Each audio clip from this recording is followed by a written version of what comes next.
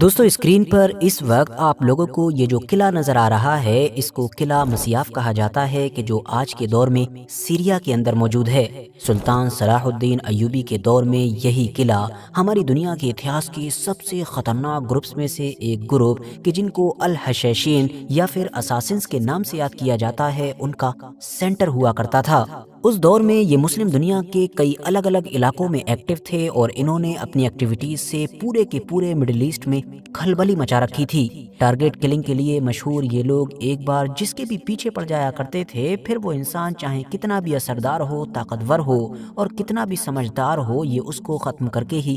دم لیا کرتے تھے۔ ویسے تو ان لوگوں کا مین ہیڈ کوارٹر ایران کے اندر ہوا کرتا تھا، لیکن ان لوگوں کی ایک برانچ سیریا کے اندر بھی موجود تھی اور اسی برانچ کا ہی سینٹر یا آپ کہہ سکتے ہیں کہ ہیڈ کوارٹر تھا یہ قلعہ کہ جس کو قلعہ مسیاف کہا جاتا ہے۔ آپ میں سے شاید بہت سارے لوگوں کو یہاں پر یہ جان کر حیرانی ہوگی کہ آج کے دور میں جب بھی الگ الگ علاقوں میں کسی پولیٹیکل یا کسی ملٹری سے جڑے ہوئے بندے کا قتل ہوتا ہے تو یہ جو ورڈ اساسینیشن استعمال کرتے رہتے ہیں تو یہ اساسینیشن ورڈ بھی دراصل انہی لوگوں سے نکلا ہے، کیونکہ ملٹری اور پولیٹکس سے جڑے ہوئے مشہور لوگوں کا ایک آرگنائز وے میں چن چن کر قتل کرنے کا جو سلسلہ ان لوگوں نے شروع کیا تھا وہ شاید پہلے کبھی نظر نہیں آیا تھا۔ سلطان صلاح الدین ایوبی کا دور آتے آتے یہ آلریڈی پورے کے پورے مڈل ایسٹ میں خطرناک دہشت پھیلا چکے تھے۔ ان لوگوں کے ہاتھوں سے آلریڈی بے شمار پولیٹیکل لوگ یا پھر مسلم اسکالرز قتل ہو چکے تھے اور اب ان لوگوں کی ٹارگٹ لسٹ میں اگلا نام تھا امیر صلاح الدین یوسف کا۔ جی ہاں، وہی صلاح الدین یوسف کہ جن کو ہم اور آپ لوگ سلطان صلاح الدین ایوبی کے نام سے جانتے ہیں۔ صلاح الدین ایوبی اور ان خطرناک اساسنز کے بیچ ہونے والے ٹکراؤ کو سمجھنا ہے تو ہم کو پہلے تھوڑا پیچھے چلنا پڑے گا۔ اس پورے معاملے کی شروعات 1174 میں اس وقت ہوئی کہ جب صلاح الدین ایوبی کے استاد اور اس دور کی مسلم دنیا کی سب سے طاقتور سلطنت کے حکمران مطلب کہ نور الدین زنگی کا انتقال ہوا۔ نور الدین زنگی کے چلے جانے کے بعد اب زنگی سلطنت کی سب سے بڑی کمزوری یہ تھی کہ ان کے پاس نور الدین زنگی جیسا کوئی طاقتور جانشین موجود ہی نہیں تھا۔ اتنی بڑی ذمہ داری سنبھالنے کے لیے گدی پر نور الدین زنگی کے بیٹے الصالح اسماعیل کو بیٹھایا گیا جن کی عمر ابھی صرف اور صرف 11 سال تھی، جس کی وجہ سے اب حکومت کی اصلی طاقت زنگی سلطنت کے محل میں رہنے والے جو عام وزیر وغیرہ تھے ان کے ہاتھوں میں آ چکی تھی۔ اور تو اور ان وزیروں اور امیروں کے بیچ میں وہ سازشیں بھی شروع ہو گئی تھی کہ جو عام طور پر محلوں یا پھر محلوں میں ہوتی آئی ہیں۔ ان سازشوں کی وجہ سے جب زنگی سلطنت کمزور پڑنی شروع ہوئی تو جگہ جگہ پر زنگی سلطنت کے خلاف بغاوتیں بھی شروع ہونے لگی۔ اب ظاہر ہے کہ جب زنگی سلطنت کے دمشق اور الپو جیسے علاقوں میں یہ سب کچھ ہو رہا تھا تو ان تمام چیزوں کی خبر لگاتار مصر میں بیٹھے ہوئے صلاح الدین ایوبی تک بھی پہنچ رہی تھی۔ اسی لیے اب صلاح الدین ایوبی کے سامنے صرف دو ہی آپشن تھے۔ پہلا آپشن تو یہ کہ زنگی سلطنت میں اٹھنے والا یہ بوال یہ غدر اور زیادہ بڑے اور مصر کے لیے بھی مصیبت بنے اس سے پہلے ہی ایکشن لیا جائے اور آگے بڑھ کر خود زنگی سلطنت پر ہی قبضہ کر کے اس پورے علاقے کو بھی اپنی سلطنت میں ملا لیا جائے، کیونکہ ظاہر ہے اس دور میں ویسے بھی صلاح الدین ایوبی جیسا طاقتور اور اثردار لیڈر مسلم دنیا میں کوئی دوسرا موجود بھی نہیں تھا۔ جبکہ دوسرا آپشن یہ تھا کہ جو کچھ بھی ہو رہا ہے اس کو ایسے ہی ہونے دیا جائے، دور سے بیٹھ کر صرف دیکھا جائے، مگر یہ چیز بہت جلد ہی نہ صرف صلیبی طاقتوں کے لیے فائدہ مند ثابت ہوتی بلکہ خود ان کے علاقے مصر کے لیے بھی مصیبت بن سکتی تھی۔ اسی لیے انہوں نے پہلا آپشن چنا اور سب سے پہلے ایک خط ان وزیروں اور امیروں کی طرف روانہ کیا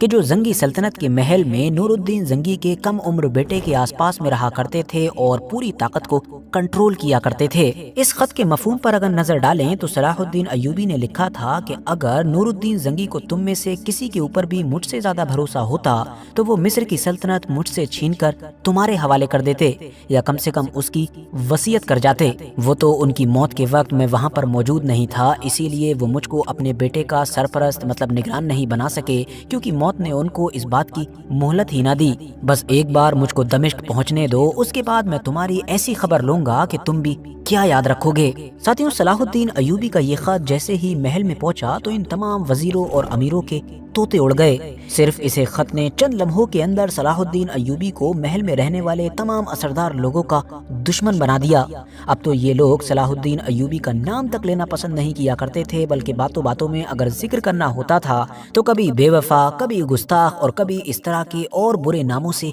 याद किया करते थे। और तो और इन लोगों ने सलाहुद्दीन अय्यूबी को धमकाने के लिए अपनी तरफ से भी एक खत रवाना किया, जिसमें इन्होंने लिखा कि सलाहुद्दीन यूसुफ, तुम अपनी सारी हदें पार कर रहे हो, क्योंकि तुम तो नूरुद्दीन जंगी के सिर्फ एक मुलाजिम हुआ करते थे और अब उन्हीं नूरुद्दीन जंगी की हुकूमत को हासिल करना चाहते हो। मगर याद रखो कि जब तुम कुछ नहीं थे तो वो हम ही थे कि जिन्होंने तुमको इन बुलंदियों पर पहुंचाया, और अब भी वो हम हैं कि जो दोबारा से तुमको उसी गुमनामी में वापस भेज देंगे। अब यहाँ पर गौर करने वाली बात ये है कि ये तमाम लोग सलाहुद्दीन अय्यूबी को धमकी भरे खत तो लिख रहे थे, मगर अंदर ही अंदर खुद भी जानते थे कि इनके पास सलाहुद्दीन अय्यूबी का कोई तोड़ मौजूद नहीं है। ये सलाहुद्दीन अय्यूबी जैसे एक मजे हुए जंगी सिपाहसालार का मुकाबला किसी भी सूरत में कर ही नहीं सकते हैं। और हुआ भी बिल्कुल ऐसा ही, क्योंकि कुछ महीने के बाद ही सलाहुद्दीन अय्यूबी सच में लगभग 700 के करीब एक छोटी सी टुकड़ी लेकर दमिश्क की तरफ रवाना हो गए। जैसे ही दमिश्क में बैठे हुए इन तमाम वजीरों और अमीरों को ये खबर मिली,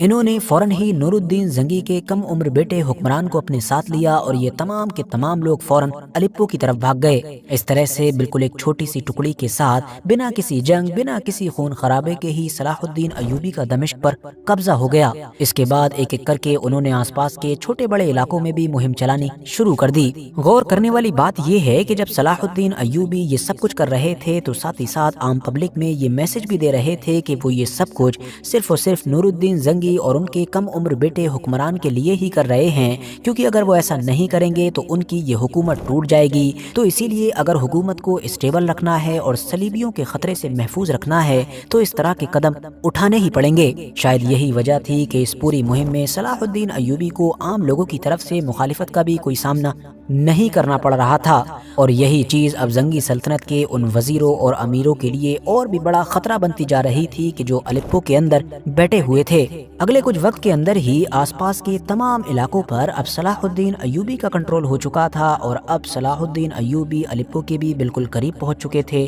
और ऐसा महसूस होने लगा था कि मानो जंगी सल्तनत बहुत जल्द ही खत्म हो जाएगी। लेकिन ऐसे हालात में अब जंगी सल्तनत के वो वजीर कि जिनको अभी तक कुछ भी नहीं सूझ रहा था, उन्होंने ही एक ऐसी चाल चली कि जो सलाहुद्दीन अय्यूबी के भी वहमो गुमान में नहीं थी। दरअसल इन लोगों ने उन असैसिन्स के साथ डील की कि जो सिर्फ उस दौर में ही नहीं बल्कि दुनिया के इतिहास में ही सबसे खतरनाक ग्रुप के तौर पर याद किए जाते हैं। कहानी सीरिया में मौजूद उसी किले से शुरू होती है कि जिसका जिक्र हमने वीडियो के बिल्कुल शुरू में किया था, जो उस दौर में सीरिया के इलाके में इन लोगों का हेडक्वार्टर हुआ करता था और इस किले के जो लीडर हुआ करते थे उनका नाम था राशिदुद्दीन सिनान। जंगी वजीरों ने इन्हीं के साथ डील की और हद से ज्यादा पैसों के बदले में सलाहुद्दीन अय्यूबी के कत्ल की सुपारी दे दी। फौरन ही सलाहुद्दीन अय्यूबी के पीछे वो बेशुमार असैसिन्स लग गए कि जो जिसके भी पीछे लग जाया करते थे तो फिर उस इंसान का बचना लगभग नामुमकिन समझा जाता था। इस ग्रुप की तरफ से सलाहुद्दीन अय्यूबी के ऊपर पहला हमला 1175 में हुआ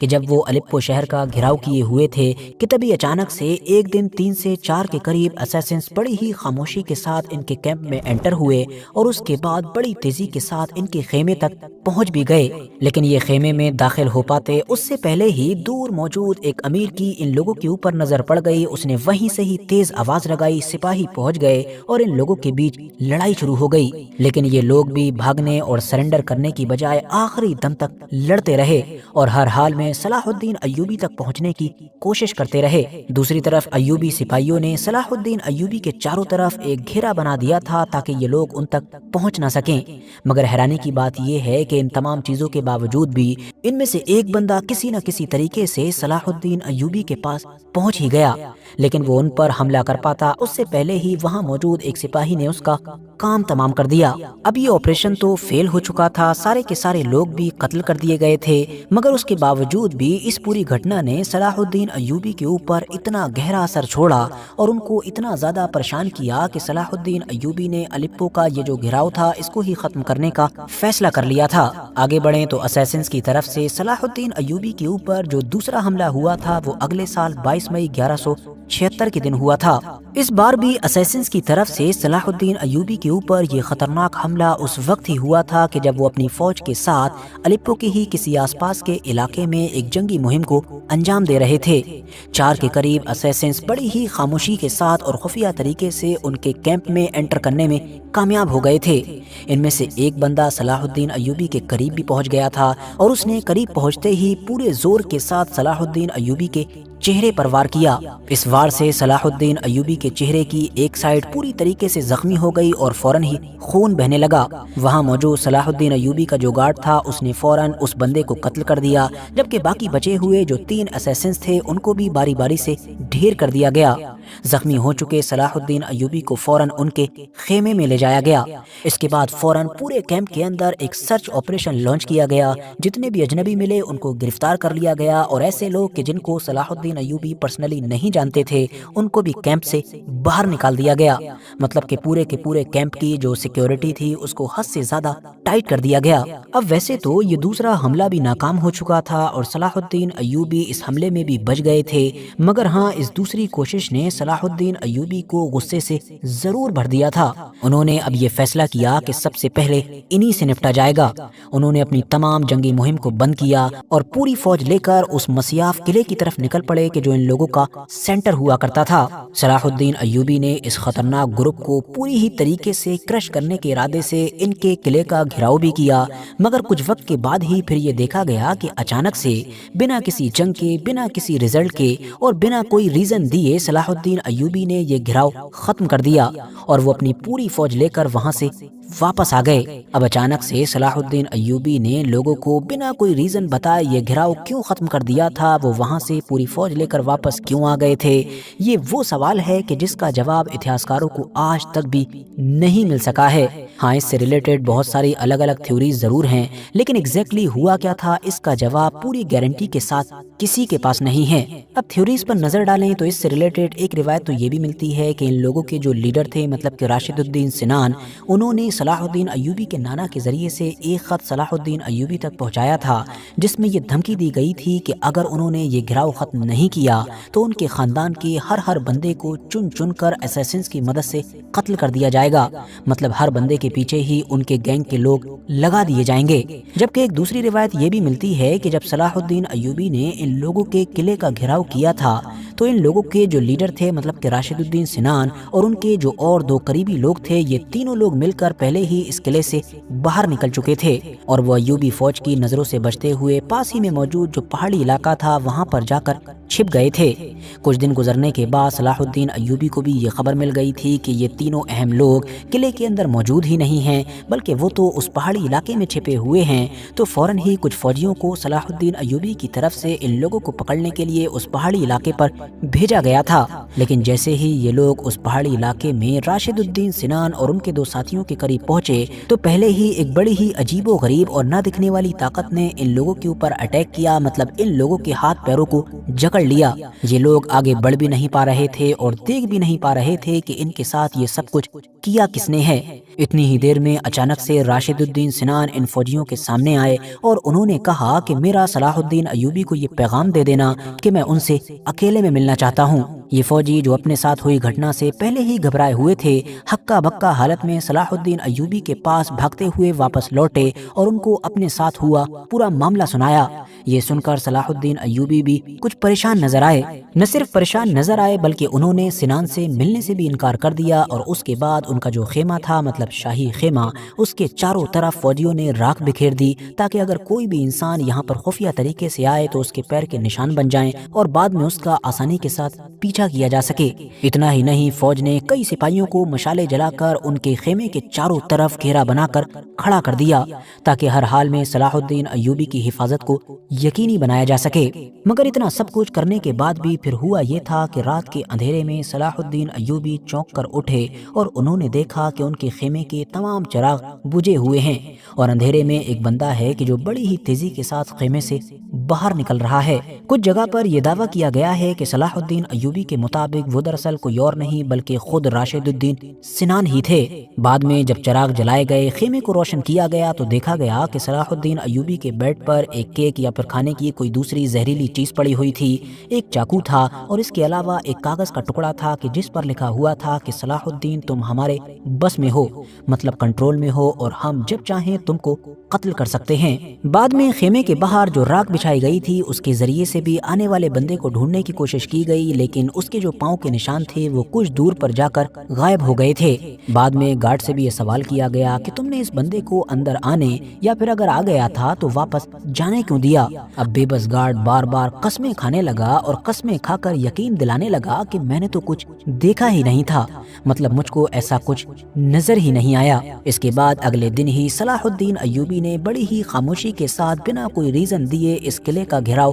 ختم کر دیا تھا۔ لیکن ساتھیوں، جیسا کہ ہم پہلے ہی بتا چکے ہیں کہ اتہاس کار اس معاملے سے ریلیٹڈ ابھی تک کلیئر نہیں ہیں، صرف اس سے ریلیٹڈ تھیوریز ہی ملتی ہیں، اور ان بہت ساری تھیوریز میں سے یہ بھی صرف اور صرف ایک تھیوری ہی ہے۔ صلاح الدین ایوبی نے ان لوگوں کے قلعے کا اچانک سے گھیراؤ کیوں ختم کیا تھا، اس سے ریلیٹڈ ایک اور تیسری تھیوری یہ بھی ملتی ہے کہ دراصل جو سنان تھے انہوں نے خود ہی صلاح الدین ایوبی سے ڈیل کی درخواست کی تھی اور ان دونوں کے بیچ ایک پیس ڈیل ہو گئی تھی، اور اس امن ڈیل کے بعد ہی صلاح الدین ایوبی نے اس قلعے کا گھیراؤ ختم کرنے کا فیصلہ کیا تھا، اور یہی وہ تھیوری ہے کہ جس کو آج کے دور میں سب سے زیادہ صحیح بھی سمجھا جاتا ہے۔ اس کی مین وجہ یہ ہے کہ اتہاس میں یہ دیکھا گیا ہے کہ اس قلعے کے گھیراؤ کو ختم کرنے کے بعد پھر اسیسنز کی طرف سے صلاح الدین ایوبی کے اوپر کوئی بھی قاتلانہ حملہ نہیں ہوا، بلکہ بعد میں صلاح الدین ایوبی نے سنان کو اپنا دوست بنا لیا تھا، اور سنان کے یہ جو لوگ تھے مطلب کہ اسیسنز، یہ ایوبیوں کے ساتھ مل کر پھر صلیبیوں کے خلاف الگ الگ طرح کی مہم میں حصہ بھی